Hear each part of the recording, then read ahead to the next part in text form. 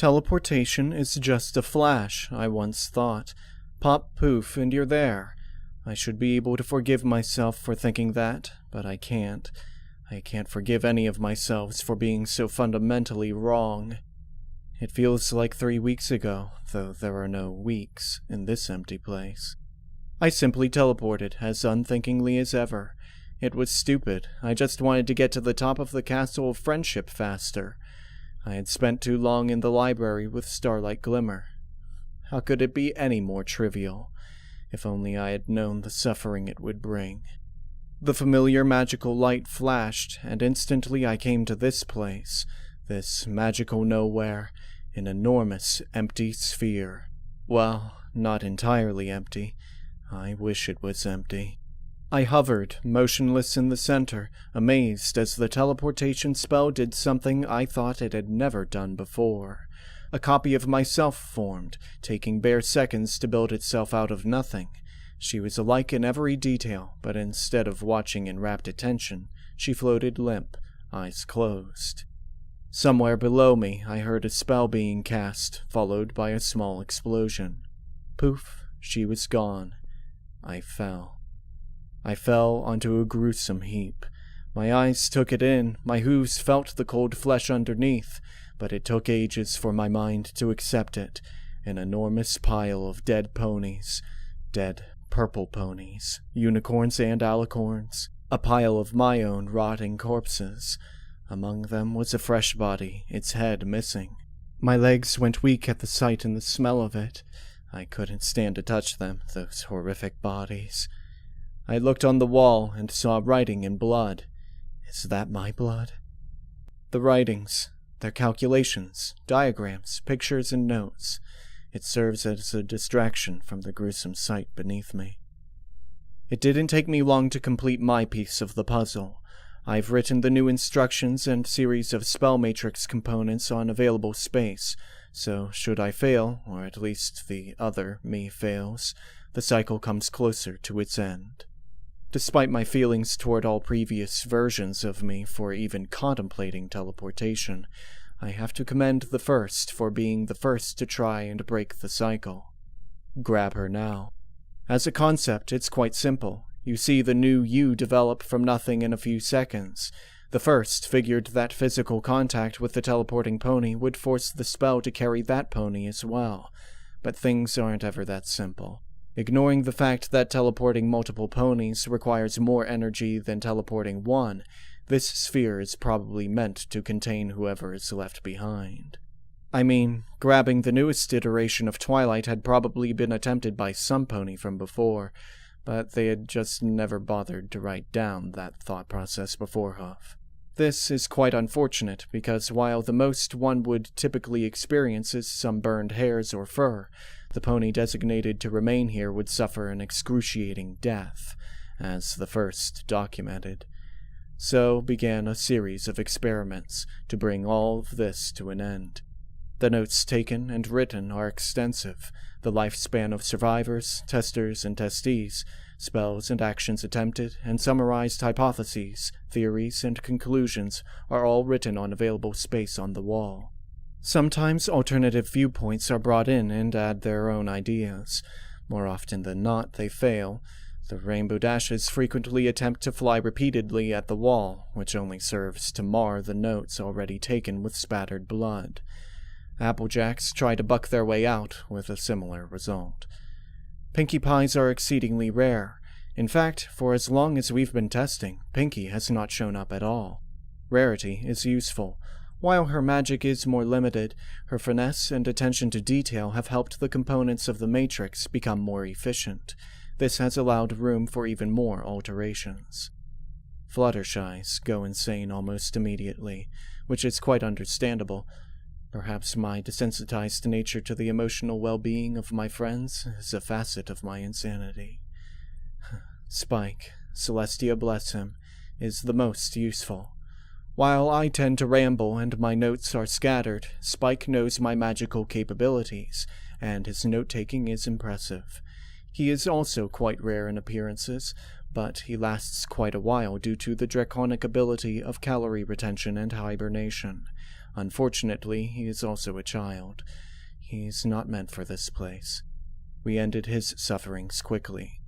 Having other copies of myself alive at the same time is also rare, as these days one of us almost always dies in the testing process.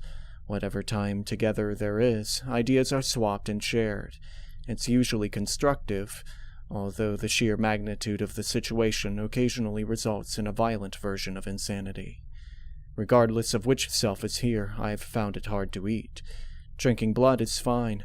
I've suckled enough from my own cuts as a filly and bitten the inside of my mouth enough times to have made this emotional leap.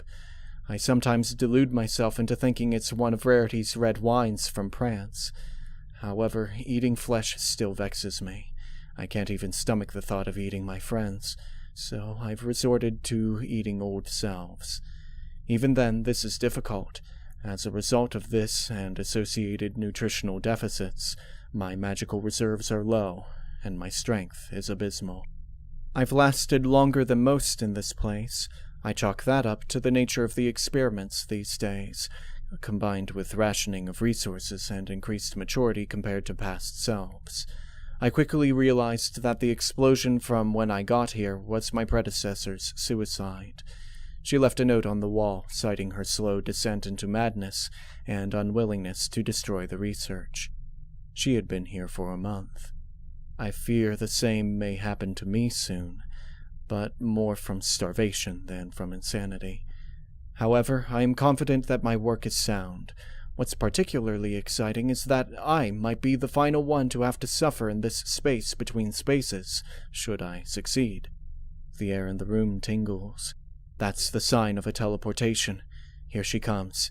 I hope she doesn't bring any pony else with her. They aren't part of the solution, and will have to stay behind. As the flash brings the old twilight in, I immediately cast my spell. I hold the forming new twilight in semi-stasis. I was never powerful enough to overcome another unicorn's teleportation spell mid-casting, and my current condition only reinforces that. However, I've slowed the formation of the new twilight enough that I think we can continue with the plan. Old Twilight is dressed in royal regalia. She must be in Canterlot for an international summit or some such thing. Not my concern, though it means if we succeed, the resulting entrance will be quite dramatic. Old Twilight and the now slowly forming new Twilight hover in the center of the space, with the conscious one looking as bewildered and terrified as ever. As she turns to me, I point to the instructions. The obvious shock of seeing me aside, she's horrified by the instructions. I know what she's thinking. She isn't the first I've seen like this. There is no time for debate. This is our chance to end this nightmare. Start casting before it's too late. Ponies, being herd creatures, almost immediately follow in order when told. I have told Old Twilight that now is the time for action. She knows what she has to do. She's a quick learner. I would know. I'm her. My expectations, admittedly, have been slow so far.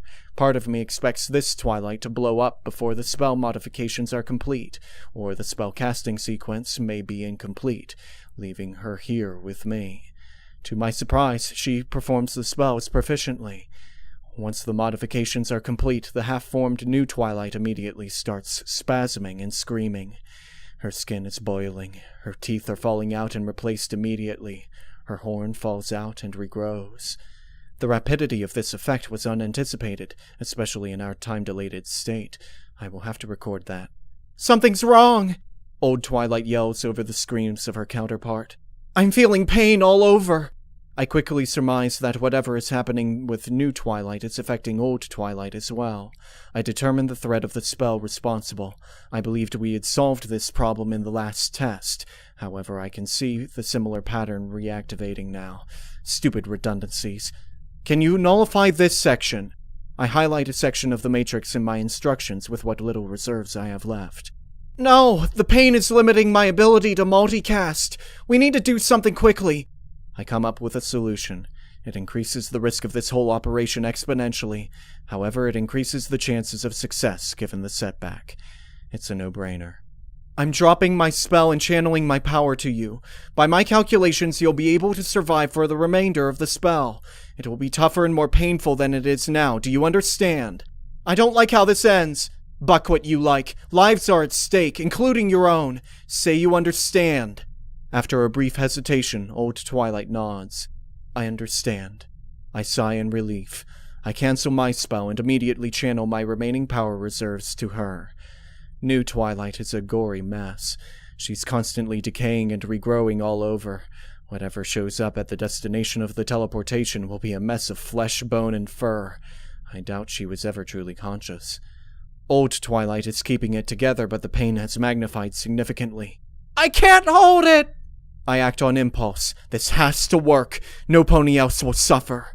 I go into overdrive. My horn starts cracking, first the tip and quickly working its way to the base. The pain is intense. I cannot see.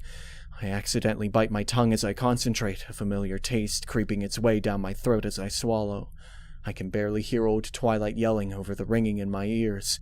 It's working! We're almost there! I can't hold it anymore. I collapse as my horn explodes and a flash engulfs the sphere. I succumb to the darkness. Sometime later I come to. I look around and I'm in the familiar space. The bones are scattered here and there among the rotting flesh. The notes remain on the walls. I'm still here. Nothing has changed. The cycle continues. Wait a second. Nothing has changed. I see no addition to the pile of flesh and bones. It must have worked. For the first time since I arrived in the sphere, I allow myself to cry. We did it. One of us got out. The chance of rescue for me is a desperate delusion, I know that. But I have another hope. Maybe this is the end. If it's enough to prevent any pony from ever teleporting again, that will be victory. That hope might be enough to let me rest in my final moments of life. Please, I plead to my other self, please just never teleport again.